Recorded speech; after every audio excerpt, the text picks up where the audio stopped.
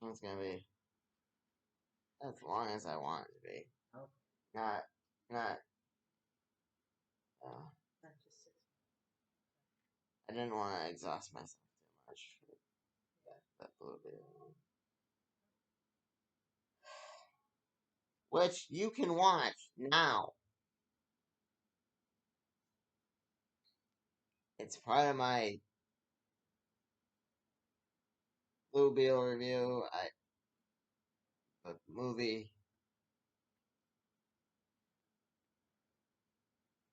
I go into how I think they could improve the comics. It's really good stuff, but and the fumble toward the beginning. You'll see. Anyway, let's talk about Spawn now. Spawn 22. I think 23 is out at this point, but I wanted to talk about Spawn here with my Flash review because they kill off one of the three main characters, or they want you to believe Dakota's dead because, of course, they do. I'm willing to bet she's not dead. That clown tosses her into the pit, but at the last second, she grappling hooks out, or jumps out, or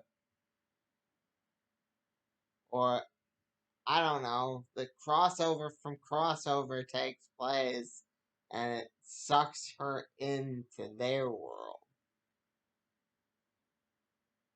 You gotta see a body, ladies and gents. It's, I mean, there was a lot of good action in this. Picked up right where the last one left off.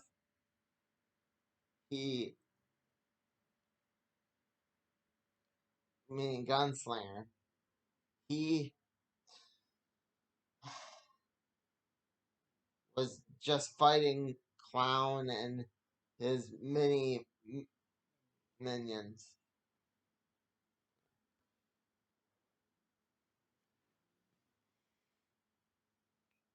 Um, and that's basically all it was. It was a huge fight. You get to see Clown in his Violator form fight a dinosaur, which is really cool. But if you're going in for story, there's not a lot of story here, people. It's all bubblegum. All sticky sugar. All cotton candy. No substance. Last time I did a food analogy, people loved it. So I'm saying it would be less like eating a burger than more like eating just junk food. But that's the thing about junk food, people. It's really, really good when you want it. Um, this is proof that McFarlane could do a decent if he did gave regular Spawn a break every now and then. We might have lasted longer. Yeah, that's my opinion. Um, which drags me to my next point.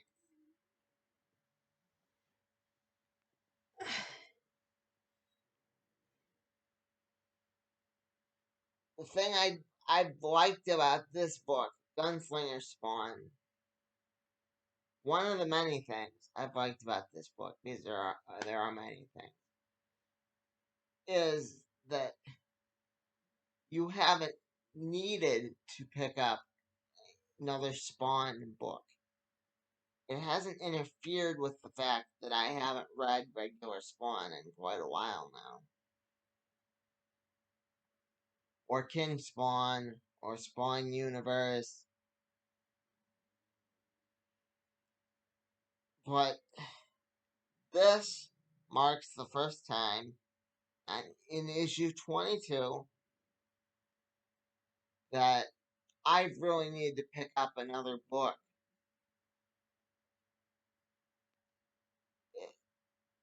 It's referenced in here.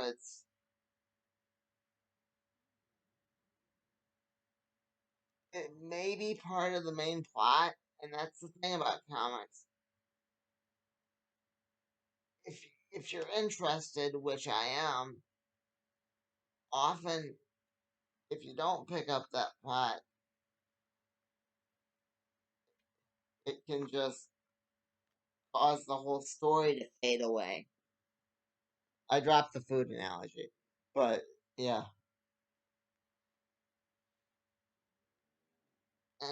Anyway, pardon me.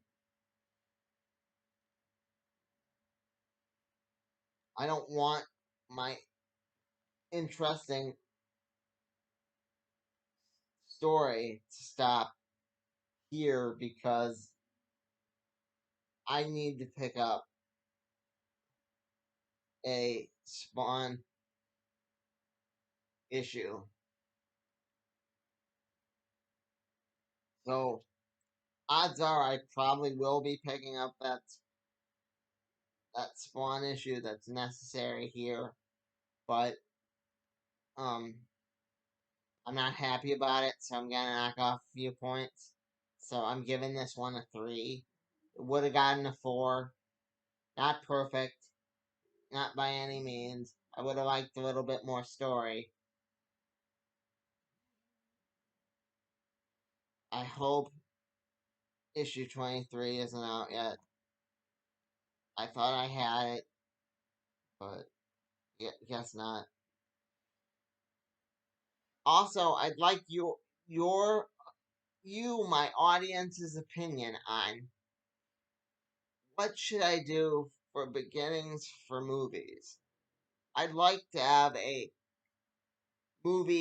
special movie beginning,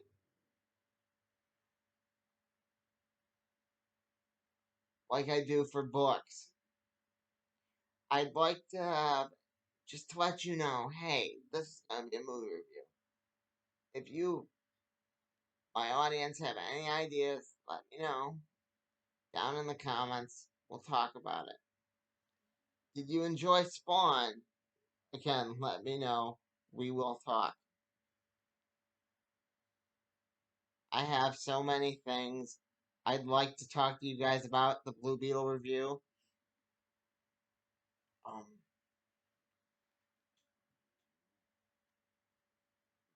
the the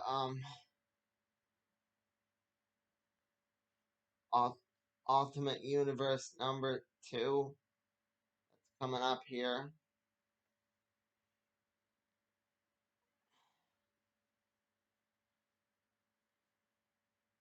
Tell me your thoughts. Be sure to like, comment, subscribe. Bob out.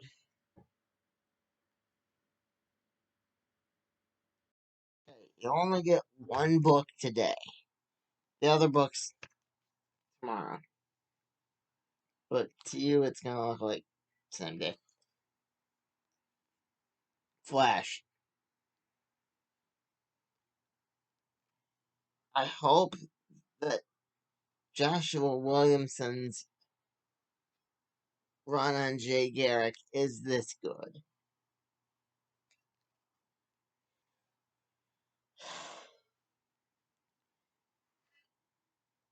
Forgive me, I just finished doing that whole Blue Beetle thing. I felt like I rambled towards the end there. But that was a good movie. You all should see it. On to the Flash. It starts with Flash and Piper looking like they're drunk, and he's like, "Yeah, I'm happy to see you too." And throughout, you find out that that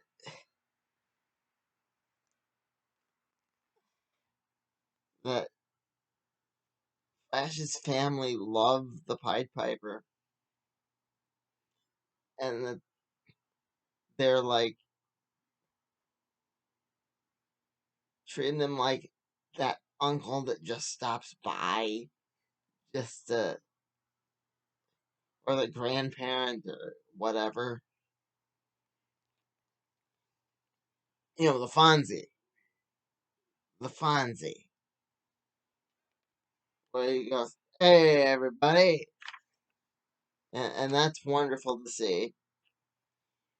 They have um, it is a rogue's book. They have Warden Wolf, and he gets possessed by. I'm gonna spoil the crap out of it because it's old. This happened before 800. The only book it's probably gonna affect is the Jay Garrick stuff, which I'm not sure if I'm gonna be the only one picking that up on YouTube. Kind of like how I feel about the JSA stuff right now. Needless to say,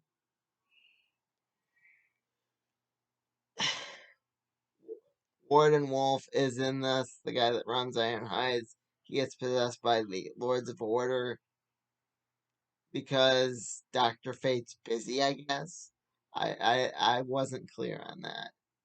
I didn't fully understand. It wasn't like, oh boy, he replaced Doctor Fate. It was like, who asked for this? I do like the moral that you shouldn't always use your fist when you can use your words. That's not from me. That's from the book. They actually they say it in less simple words. They say it in a more complex way. You know, they let Flash and Warden Wolf have a mind meld, and they like mind meld and like see the Flash in the chair with a blue costume, and even as a non-Wally West fan, I have to say that was pretty cool.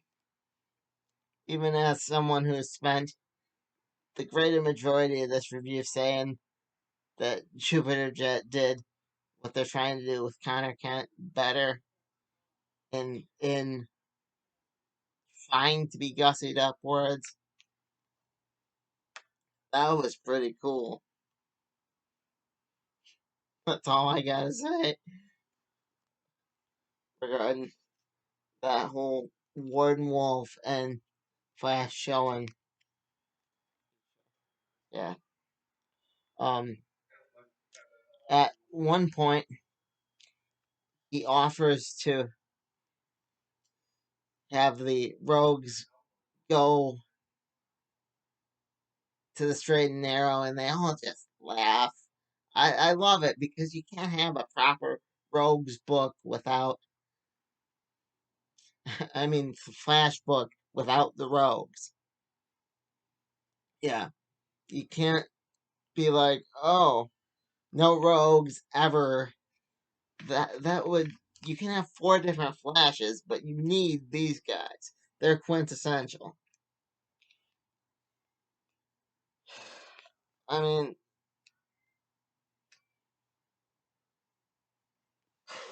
they were the reason this book happened. They were the reason that Bart died back in in the day, and they were the reason that there's going to be a good Captain Cold in the future. Yeah. Um, and they do have their own book too, but again, I'm not talking about that. The Rogues by Warden Wolf are given like licenses, and they say it's cool, and yeah, it covers corruption. Yeah, it's just again, I want to give it away because it happened ages ago, but I imagine this is going to be in the 800 trade, and I want there to be like reference to how I offered you to go straight and narrow, and that's that, you know.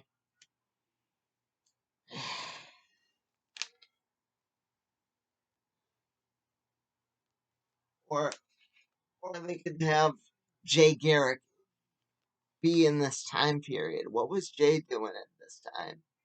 Got myself wondering now. And as my typical viewers can tell you, when I get wondering, I really get wondering. I'm like, what's next? I mean, I think this writer, Joshua Williamson, his run on The Flash was really, really good. I wouldn't have gone back and tried to reread the rest of the run after 800. I mean, I collected all these books, but I could just bypass them. But no, this book made me want to keep going. This book made me happy he's working on the Jay Garrick series, spinning out of the JSA. Um, just the fact they pointed out that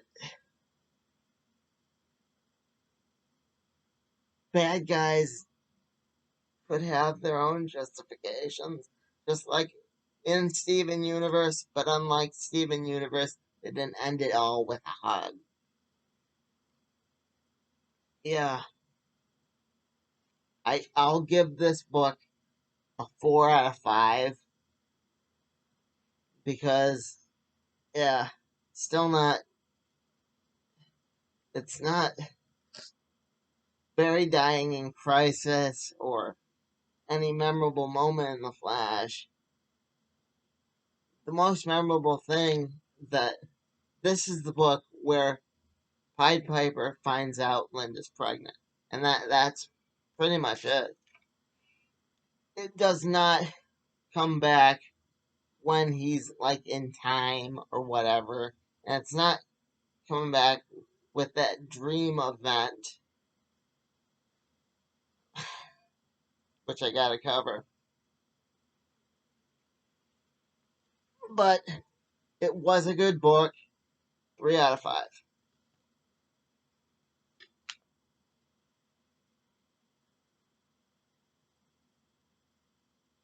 Flash 789. See if it's available, collected and trade. Wow, wow. Oh shit, I got one more book to do.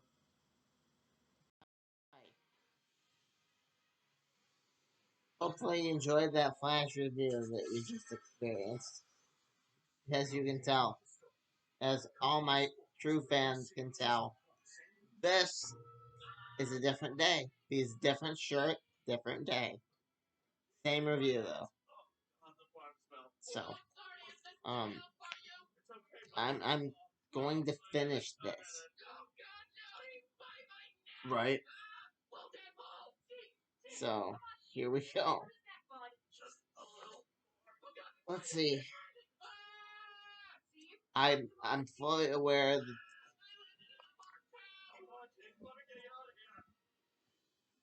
I am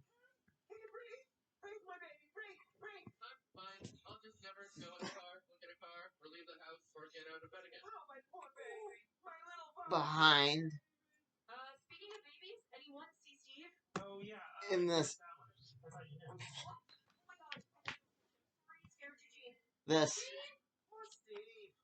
series, but basically all you need to know for this one, Ultimate Invasion number 2, is that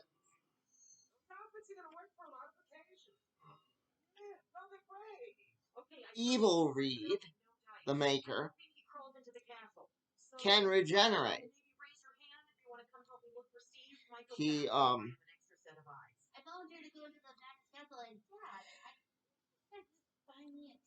he has his head halfway blown off at the end of this one, but he's like slowly regenerating. You can see it. It's really gross. Because, but this is basically what would have happened in DC if Superboy Prime had actually gotten his world back at any point after Metal.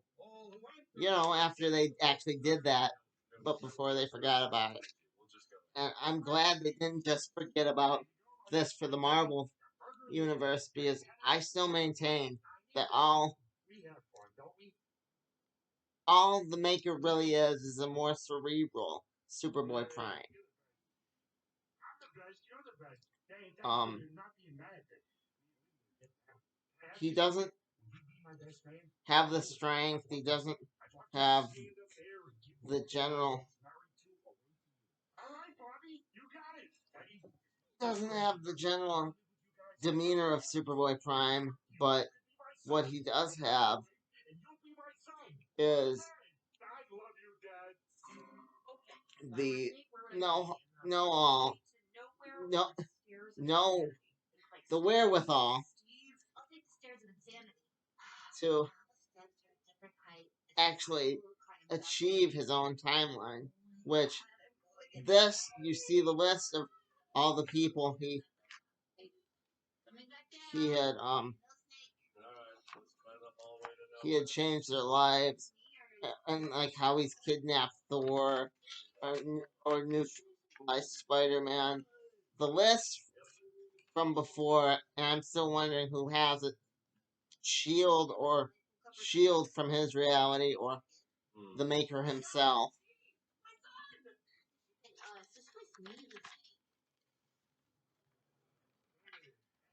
See, this is him with his head halfway blown off, but it's slowly regenerating. Like, yeah. So, yeah, not for kids. Um, let's see. What else? There's it.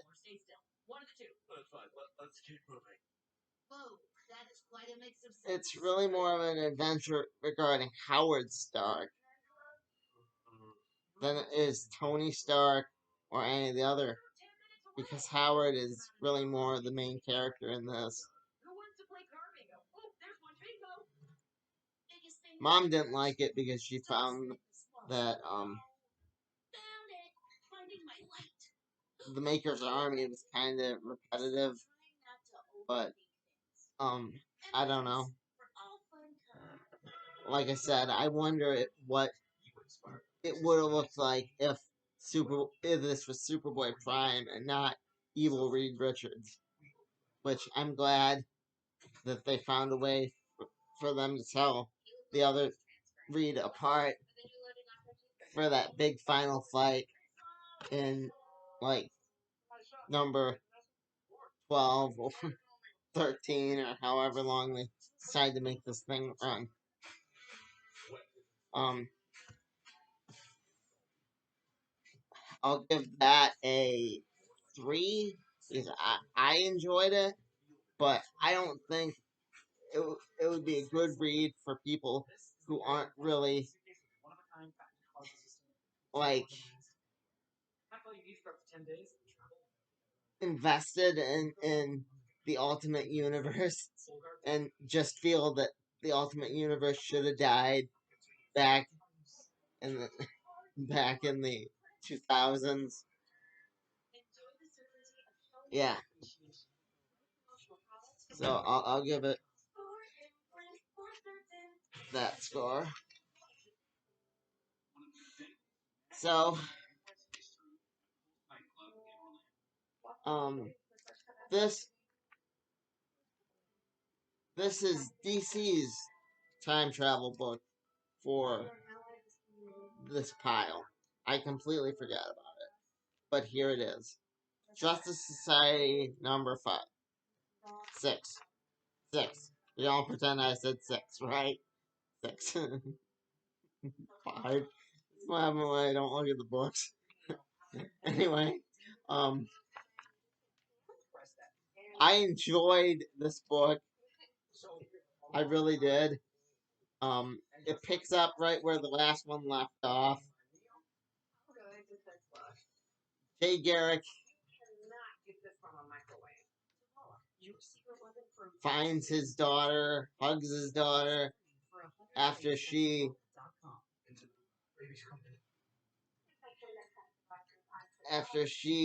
comes to the brownstone, the JSA book, the JSA headquarters, the Forgotten Children book was kind of a tie-in to this. It didn't. It made me curious about that book, but it didn't make me want to pick up the Batman thing that it also plugged. I really don't care about Batman right now. I don't think I will be caring about Batman right now. When you have Jay Garrick hugging his daughter.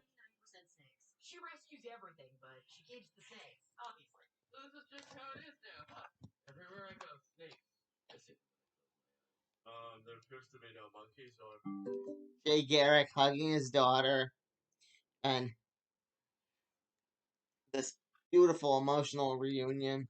And you have over in the Batman books some shit like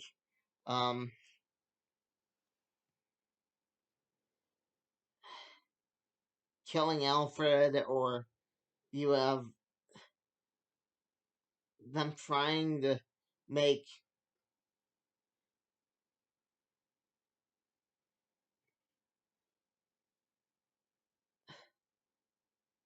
the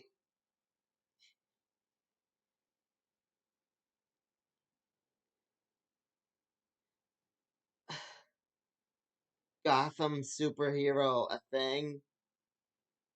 I couldn't think of his name, but it's been a while. I haven't I haven't read Batman since like I was just like I'm done. And as why would you when you have other things like this, like I said, like this emotional reunion going.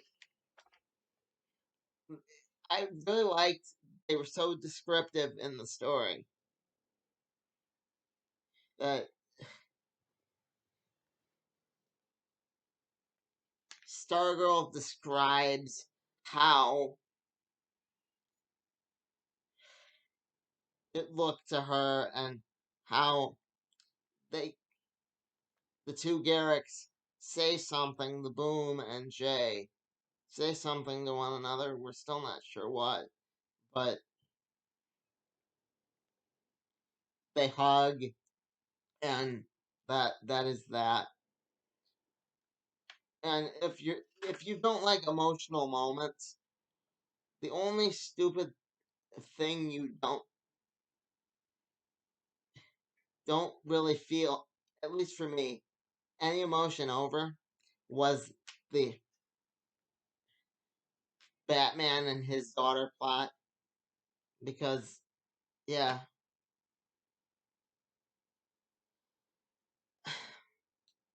yeah, such a disappointment for a wonderful, wonderful character. With a wonderful, wonderful start.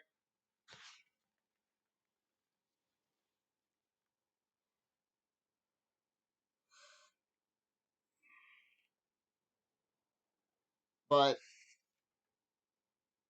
the rest of the book,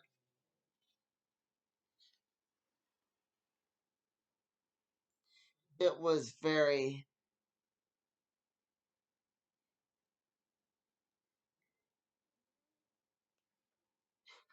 good. Not great, good.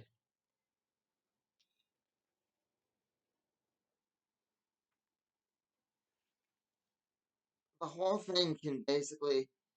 I'm glad it didn't turn into a whole Watchmen thing where you had to make this too real.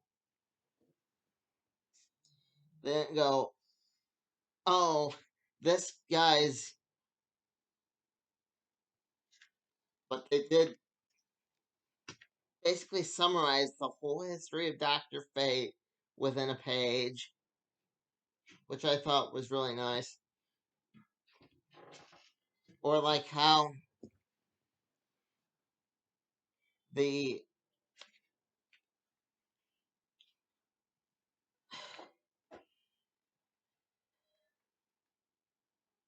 bomb, the human bomb, died in Infinite Crisis.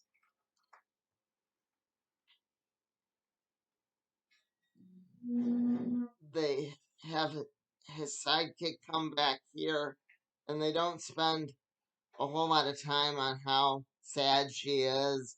They have her testing out her powers instead of getting to know herself, instead of spending time on how truly they could have made it a truly much more depressing book. Yeah.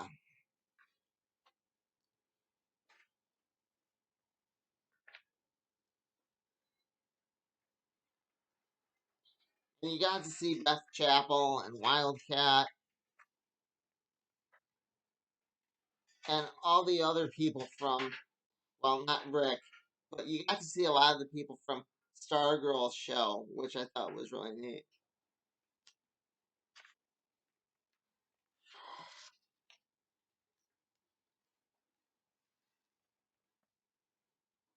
The art I enjoyed. I know 10 years it really does feel like this book is going to matter. There was no Rip Hunter in it. I was wrong. I'll admit that. But it was still a good book, and you could see Rip observing it in like a time sphere somewhere if they chose to revisit it, which they should. They should revisit more books like this.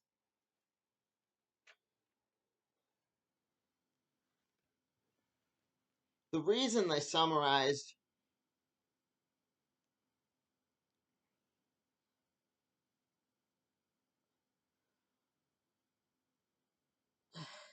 Dr. Fate's whole history within like a page is so they had room to talk about the new characters, the new characters. more specifically his his sidekick, his I think it she said it's his niece, and nobody remembers her. I was reminded of the Green Mile, which is always fun. That was an interesting book. I have it on CD. I it's not really scary. I mean, I won't be reviewing that for the channel unless you guys really want me to. I have other books coming up, but needless to say, one of the touching moments in this reminded me of the Green Mile because one of the bees had stayed alive just to see this one of the new characters. I mean, this whole book,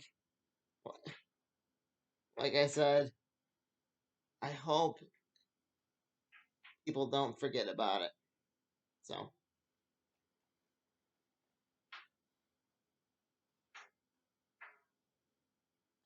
if if Marvel Ultimate Alliance only gets a 3, I think I said. Like I said, scores don't matter. Please take my suggestions. I would easily give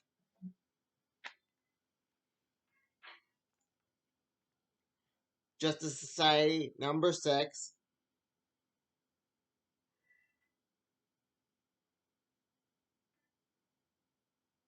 a 4 because a 4, possibly a 4.5, because I could see this helping out someone who has just lost a loved one or really misses the old days in comics. Just has grown jaded with the medium. This is the kind of stuff we need. It could drag in new readers. Having the old Justice Society help the whatever they're gonna call the new team.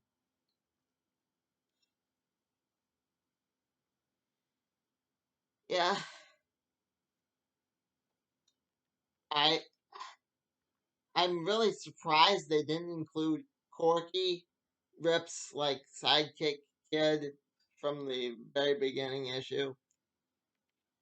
That's who I think could be watching the whole thing.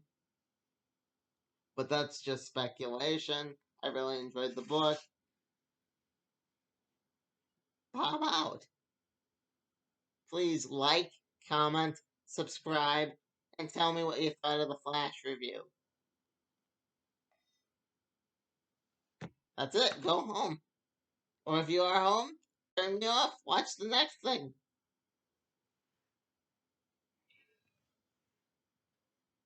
Mom, I gotta find the mouse now.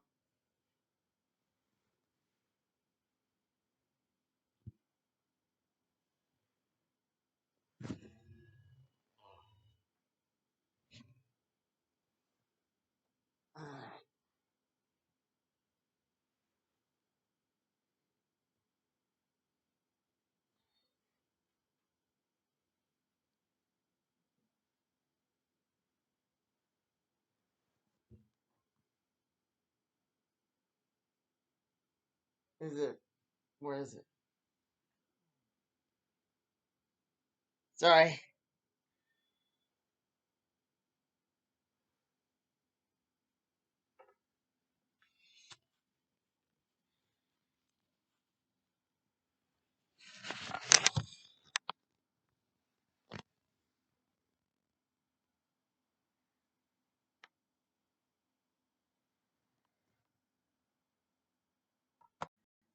Wasn't that a great video? Book review? Comic book review? What it is? I don't know. Anyway, like, comment, subscribe, um, And I've been Bob. And once again, stay safe. Bye bye.